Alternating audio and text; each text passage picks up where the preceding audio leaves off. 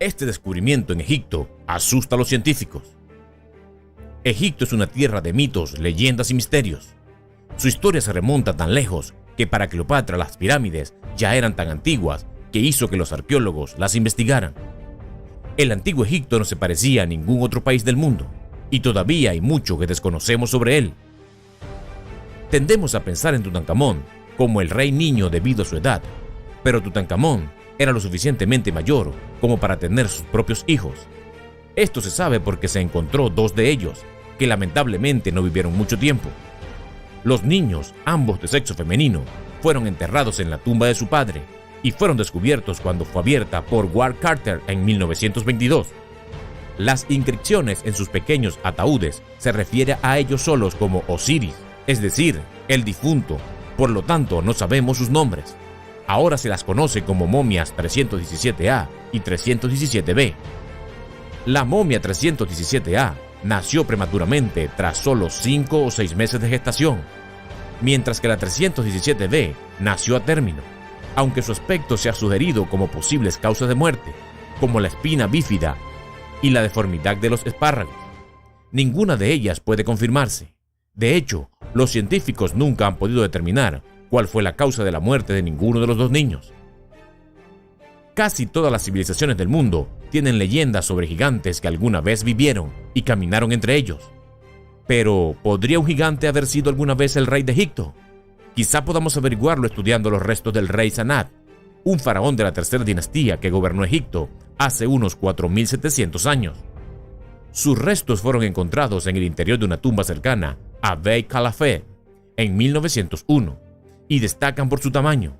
Según su esqueleto, el faraón medía alrededor de 1,80 m de altura, y la estatura media de un varón humano durante ese periodo era más bien de 1,65 metros, por lo que a la gente que rodeaba a Sanad le habría parecido un gigante. Incluso Ramsés II, que la historia registra como alto, solo llegó a medir 1,5 metros. El análisis de los huesos del faraón confirman que tenía gigantismo y habría parecido incluso más grande de lo que era. Es el primer humano conocido con esta condición médica, y es posible que todos los demás relatos contemporáneos de gigantes de la época se refieran también a personas con gigantismo, o hubo otros gigantes en la antigüedad, además de este altísimo rey. Conocemos los nombres de muchos de los faraones y gobernantes del antiguo Egipto, pero no los conocemos todos, como por ejemplo la estatua que tiene unos 4300 años de antigüedad y se encontró en la antigua ciudad de Hazor, en el actual Israel. Los historiadores creen que se hizo más o menos en la misma época en que se construyeron las pirámides y que fue destruida junto con el resto de Hazor hace unos 3300 años, cuando las fuerzas israelíes atacaron la ciudad. Es posible confirmar que se trata de una representación de un faraón por la peluca de gorros rizados que lleva en la cabeza, rematada por un auraeus. En la iconografía egipcia, un auraeus es una cobra solar que se eleva por encima de la frente de un faraón. Es inaudito que este rasgo se incluya en una escultura de alguien que no fuera un faraón, por lo que no cabe duda de que la cabeza estuvo unida a una escultura más grande. Pero el resto del cuerpo nunca se ha encontrado. Se han encontrado otras esculturas egipcias en las ruinas de Hazor, lo que indica que la ciudad pudo haber sido un enlace con Egipto, a pesar de no ser considerado territorio egipcio, pero se desconoce la naturaleza de esta relación, al igual que la identidad del misterioso faraón. Antes de seguir, si te está pareciendo interesante, no olvides suscribirte y activar la campanita para no perderte nuestros videos. Buscar artefactos extraños en el interior de un museo puede parecer un poco engañoso, pero merece la pena, como es el caso de esta antigua estela funeraria egipcia, que actualmente se encuentra en el Museo de la Universidad de Liverpool, en Inglaterra. La losa de piedra intrincadamente tallada y detallada conmemora a un sacerdote llamado Aman-I-Sognebt, que vivió en Egipto durante la época del Reino Medio, hace 3500 años.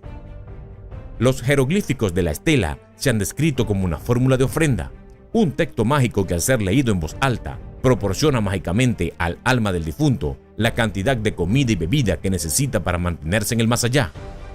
Este tipo de piedras se dejaba en lugares fáciles de ver, con la esperanza de que quien pasara por delante de ellas pueda pronunciar las palabras con claridad, y se aseguran de que los muertos fueran atendidos. Cuando muchas de estas piedras se colocaban cercas unas de otras, los egipcios las llamaban cenotafios, una expresión que todavía utilizamos hoy. Lo que hacía única a la estela son las múltiples ilustraciones con las que cuenta, dispuestas en paneles casi como un cómic. Probablemente muestren a Amán y Sonnet realizando sus tareas cotidianas de la vida, pero es un misterio si estas ilustraciones se consideraran un homenaje apropiado para él cuando no aparecen en ninguna otra estela funeraria que conozcamos. También podríamos referirnos a todo el país de Egipto como un sitio arqueológico, ya que hay estatuas antiguas, templos y otros artefactos por toda la nación. Los arqueólogos trabajan en los yacimientos egipcios todos los días, pero no consiguen hacer todos los descubrimientos. En 2019, los trabajos de perforación en un desagüe de aguas residuales en Tama, al norte de Sohan, tuvieron que detenerse repentinamente cuando los trabajadores se dieron cuenta de que habían irrumpido accidentalmente en un antiguo templo. Los arqueólogos fueron convocados inmediatamente y se alegraron mucho cuando se dieron cuenta de que los trabajadores habían tropezado con el largamente perdido templo de Ptolomeo IV, que ahora estaba abierto al aire por primera vez en 2200 años. Ptolomeo no es recordado por la historia como un faraón exitoso. Se dice que estaba más interesado en el hedonismo artístico que en gobernar, lo que podría explicar por qué su templo está en un lugar apartado en la orilla occidental del Nilo. Por otro lado, construyó la mayor embarcación a vela de propulsión humana jamás construida, el Tesaraconteres, con una tripulación de 4000 personas. El disco Sabú ha sido considerado un artefacto egipcio inexplicable desde que fue desenterrado en el norte del Sahara en 1936. A este disco se le ha llamado de todo, desde soporte para velas hasta rueda motriz de una nave espacial interestelar. Como tiene 5000 años de antigüedad, algunos creen que podría demostrar que los egipcios inventaron la rueda mucho antes de lo que creemos. Actualmente, el disco tiene 60 centímetros de diámetro y apenas 1 pulgada de grosor. También está hecho de una forma muy delicada de roca que se agrietaba y rompería con un movimiento equivocado durante la fase de construcción.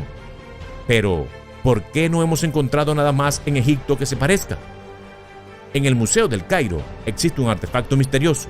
Una teoría más reciente sugiere que podría haber sido una taza de maceración utilizada para igualar la mezcla de granos y agua caliente en la elaboración de la cerveza, pero seguramente es demasiado elaborada para eso. La Piedra de Palermo es en cierto modo el libro de historia más antiguo del mundo. Se llama la Piedra de Palermo por la ciudad en la que se encontró, en la capital de Sicilia, en 1877. Pero no es de origen italiano ni siciliano. La piedra es egipcia, y la información inscrita en su superficie nos cuenta la historia de las 5 primeras dinastías del Antiguo Egipto, comenzando en el año 2925 a.C. y siguiendo los eventos importantes hasta el 2325 a.C. Esto significa que debe haber sido creado en algún lugar cerca del año 2325 a.C. Por lo tanto, se desconoce la exactitud de la información sobre los acontecimientos ocurridos 600 años antes. Se desconoce cómo acabó el artefacto en Palermo, pero es solo un fragmento de lo que habría sido una estela mucho mayor. Los expertos estiman que la pieza completa habría medido metros de largo y probablemente estuvo en un templo.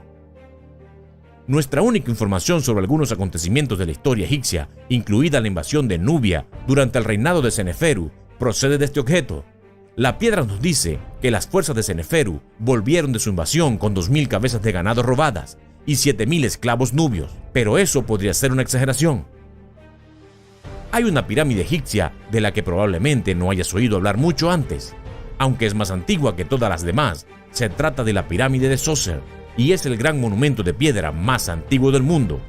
Creemos que se construyó hace más de 4500 años y se hizo para enterrar los restos del gran faraón Zoser.